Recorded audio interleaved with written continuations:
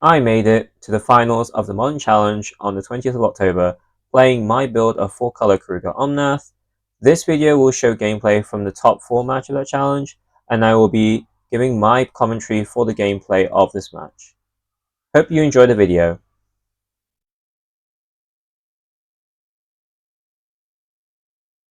Top 4, Game 1, I'm on the draw, and I'm up against the same Mardu energy opponent I lost to in Swiss. My only loss in Swiss. Keep a hand that's actually mostly decent.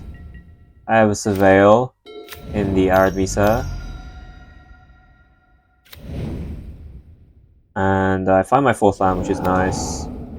I decide to Solitude here because I really don't want my opponent accumulating energy counters.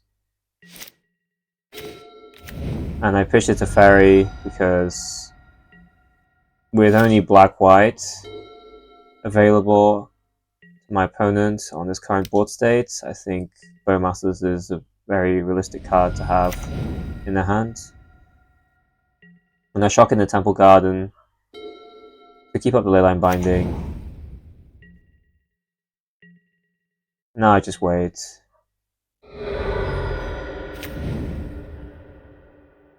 I think my plan is either to get Xander's Lounge or another Surveil land, so the Lush Portico.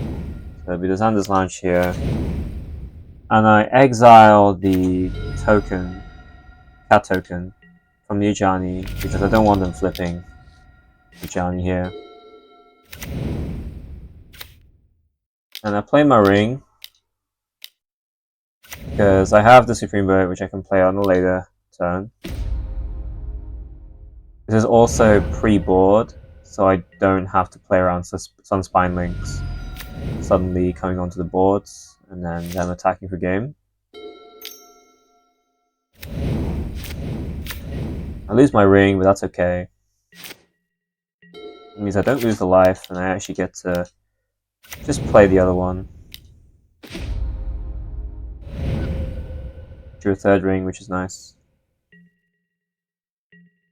And yeah, just a note, just fetching Xander's Lounge early allows you to keep up Leyline Binding, which is very useful here, just in case opponent decides to play a ring instead of committing more creatures. So I'm holding the Supreme Verdict, because I know they have at least one creature in hand they can commit to the board. And they do that now.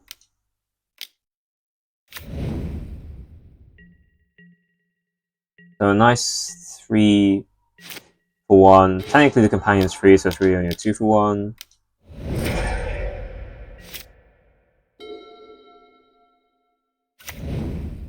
But Force of Vigor here again, very nice. Giving me the flexibility to potentially out the Static Prison when I need to. And also a Goblin Bombardment or something else problematic. Decide to add the Keruga to hand. I have 2 Leyline Bindings, so I'm okay largely here.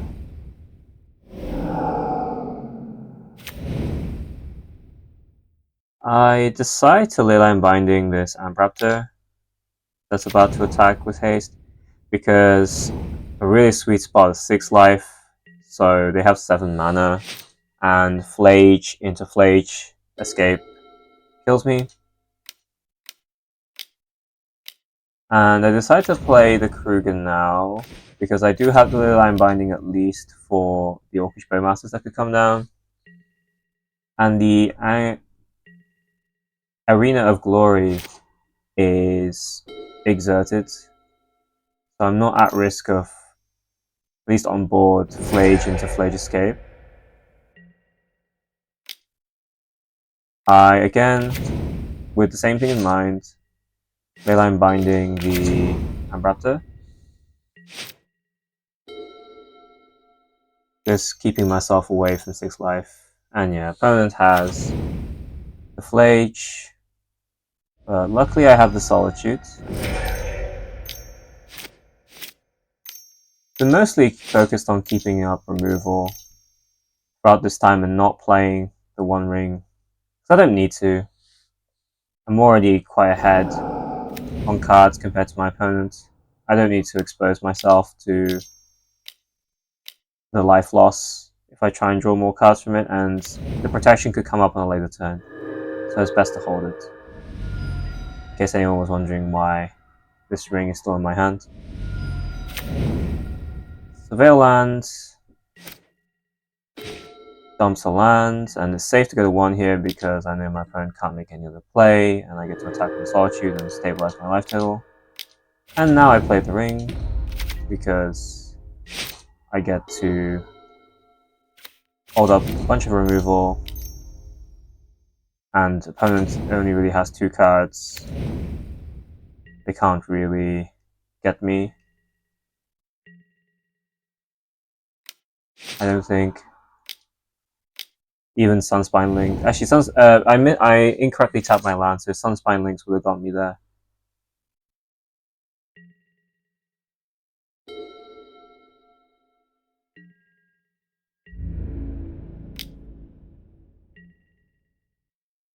And I attack first. I suspect my opponent has a Bowmasters. So I attack first because I just want to keep their board clean. So I'm happy with the trade on the Solitude, because then I get to Fire Ice, keep both boards clean by getting rid of the Orcish Bowmaster and token. I'm okay here with letting the hasted Amp Raptor damage get through, because then I can untap into a Solitude attack and keep gaining life, and my opponent has 0 cards in hand. Play it to Fairy. I'm bouncing my ring, be playing it to make sure I'm not exposed to Flage into Flage Escape. But I don't think I am, because of the exerted Arena of Glory. And at this point, I think I have everything covered. Yeah, win this game 1 despite being on the draw. I think the important thing to learn from this one was not slamming the ring too early. Thereafter, it was repeatedly removed, just keeping up the removal when we already had card advantage, and keeping that life total above 6 was quite important, because opponent did have the Flage into Flage Escape on 1 turn, and that extra 2 life meant that I wasn't losing the game on the spot. I could force my opponent to tap out before I cast a Solitude, which meant that I was less exposed to say they had a 2nd Flage in hand. That could have been pretty bad. I was exactly on 6. And yeah, it's just things like that was a pretty good in helping me win the game. On to game 2.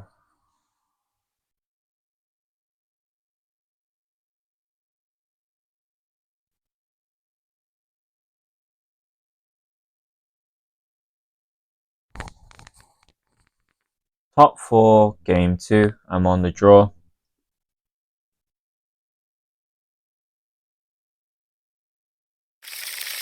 Keep an okay hand. Needs lands, but I have a lot of early removal, so I'm okay with it. Get Seized. Draw a 3rd land, which is nice. Very lucky my opponent didn't flip anything good off the Amp Raptor, and I ice the black producing land there, so I want to dig for some more lands. So I'm going to start casting stuff like Solitude later on, and I am successful in doing so. I think I make a mistake here in bouncing the Amp Raptor. I think what I should have done was uptick this to Fairy, and then use the Solitude to protect it from the Amp Raptor. And now I don't have a way to deal with this ring. I think that misplay pretty much cost me the game, because my opponent spends the entire game now playing around the Supreme Verdict. as you will see.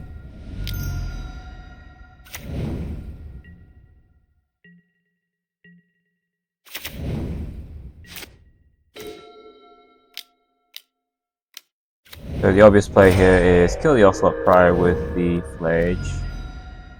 I keep up Temple Garden and Thundering Falls because I might need to ice the Flage if my opponent decides to use Arena of Glory to haste the Flage, but no.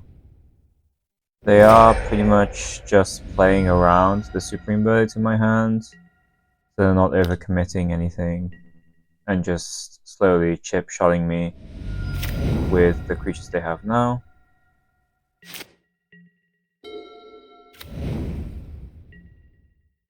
I do have the Solitude.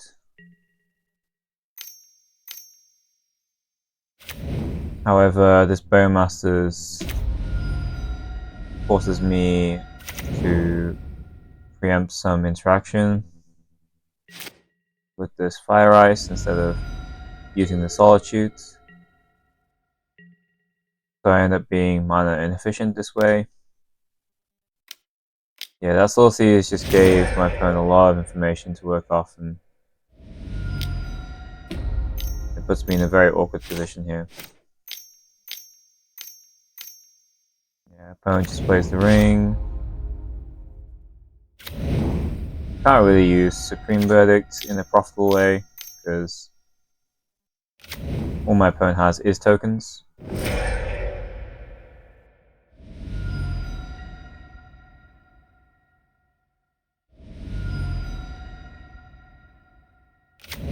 I just Surveil here, try and find some action, and yeah, there's a Chance Type Binder, which can prevent some stuff, such as a Flage Trigger or a Ring Draw here.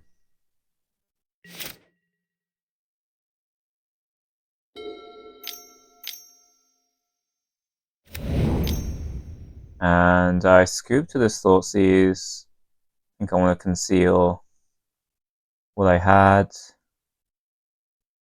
And this game really highlights the importance of the role of Teferi and just bouncing the one ring here and there.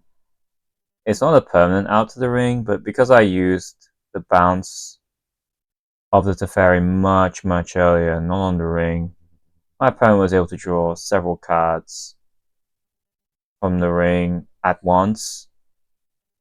And they had several turns where they drew multiple cards off that one ring, which meant that I was quickly overwhelmed without an immediate answer to their ring, and I didn't have an Eleshnorn. So yeah, that misplay with the Teferi cost me this game. On to game 3.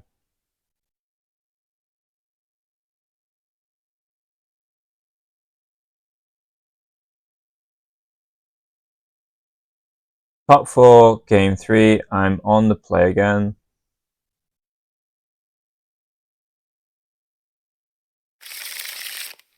I keep an okay hand. It has the Leyline Binding as early removal, so I'm okay. Unfortunately, I make a mistake in not playing the Temple Garden first. Would have made this turn a little easier, because then I could just fetch a Triome, the Triome, Sanders Lounge, with a Flood Strand and Temple Garden untapped. So I adapt and decide to use Ace of Veil and keep the Teferi on top. I definitely want to kill the Gyrosaurs first, because that presents the most trouble in my experience. Just buffing creatures and really racking up that damage. I then play the Teferi, and I make a habit of always bouncing the Jani token. Makes it a lot harder to transform this.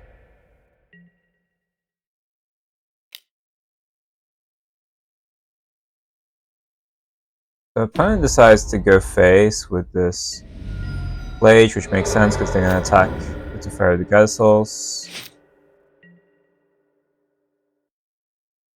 And I think I make a slight mistake here. I was thinking I would hold up the endurance, but then I realized that that would just bounce off the Ajani, so there'd be no net loss of creatures in combat if I block.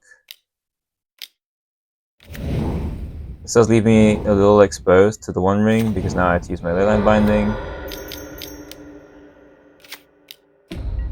But I kind of had to do this, because this Ajani was going to be very annoying. And I do have the Elesh known, which is really nice, because this is how you win when you don't have your own ring. I tap a black source, so my opponent doesn't have access to Thoughtseize for free. They have to produce another black producing land. And I want to discuss this specific turn in a bit more detail. So I've said previously how Elesh can generate virtual card advantage, and how often, if the energy opponent has very little energy, in this case 0 energy again, but something as low as a 1 or 2 energy is also fine to run this thing out, to run Elesh out, that this Elesh, if you have other choices, is usually the optimal play to run this out first before anything else, even before this One Ring. Because now I have a board, and actually specifically because of this endurance as well, dealing with the Flage in the graveyard. So now my opponent has to rebuild all sorts of stuff. However, the Elesh also invalidates a big part of that deck, which is accumulating energy with Guided Souls and even Static Prison. Whereas if I play the Ring, their Ring is ahead of mine by several counters, so it's likely that they'll draw into several Static Prison to be able to deal with whatever's on my board. Whereas this way, not only have I invalidated all those cards, I'm also pressuring them from a tempo angle. They have to, if they have Flage, then they have Flage, because Flage hasted is pretty good here. But I can just block, and then on my turn, on the next turn, I can just draw a lot with Keruga, or start accruing more advantage with this One Ring. So I still have a lot of options. And again, as you will see, Elesh here presenting a lot of virtual card advantage, even if I don't have actual card advantage. And this is far more impactful than just playing the Ring here. Always look out for those when you're playing this deck, because a lot of the ways you win, and I don't think this is just restricted to this deck, is if you can sort of create situations where there's even virtual card advantage, you can come out ahead. So don't be too distracted just the fact that this thing's going to draw like 3 cards next turn. This Elesh is worth pretty much every card in the hand that needs an ETB to work properly to maximize its value. So I'm mostly at virtual card parity here because of this Elesh.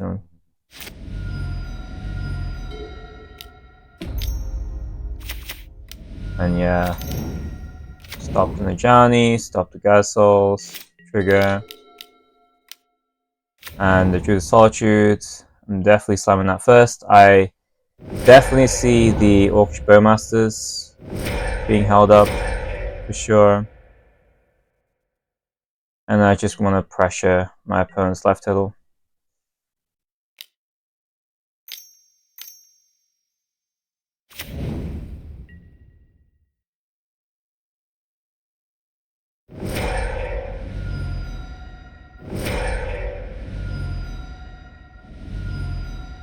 I think I do make a slight misplay here. I could have held back the Endurance to play around a Flage haste, with this Arena of Glory.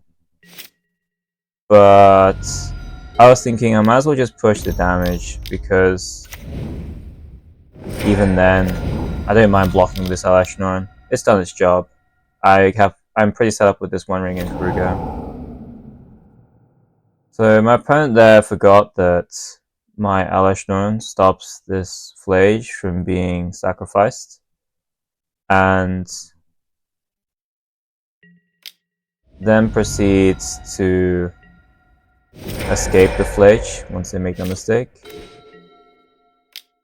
And this lets me have game.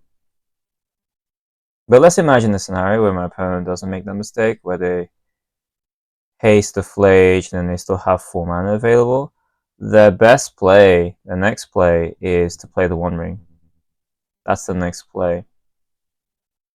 And I'm okay with that, frankly. Because now what I can do is I can Leyline Binding either the Ring or this Goblin Bombardment. So I know this is the draw for turn. And then I have Keruga draw 4 cards.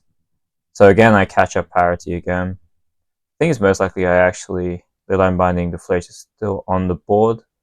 Although, depending on what removal they have in hand, they might not actually have. It's likely they have a Galvanic Discharge to finish off the Alashnorn. But then they can't try and affect the board state in another way. They can't try and go for game here. Because I think that was their plan. They'd bait me into not blocking with the Alashnorn, and then the line would be Ajani, Ocelot, Pride, Sack, and then they'd have exactly 3 creatures, and I'd be at 2 life if I didn't block this Flage. But yeah, even with that, without that mistake, I think I have most of their board covered, and I have a lot of things going that will draw a few cards, most likely a fetch land as well. So this Keruga was likely to draw into a fetch land to play the Ring as well. It'll be pretty well set up to beat whatever they've got. And we might be discussing also why I'm saying that I can assume that this Omnath and all this stuff will still remain on the board. You know, opponent could do a bunch of different things. Their Ring is on 4 counters, and they're gonna die to this if they try and deal with my board. They have to go for game. So the only other play available to them would be another One Ring, even if they make the correct play with the Flage and exert it the first time without having to sack it again, like they did in the actual game. And all of that was possible because of Alashnorn. Yeah, Alashnorn just really great in the energy matchup overall. On to the finals.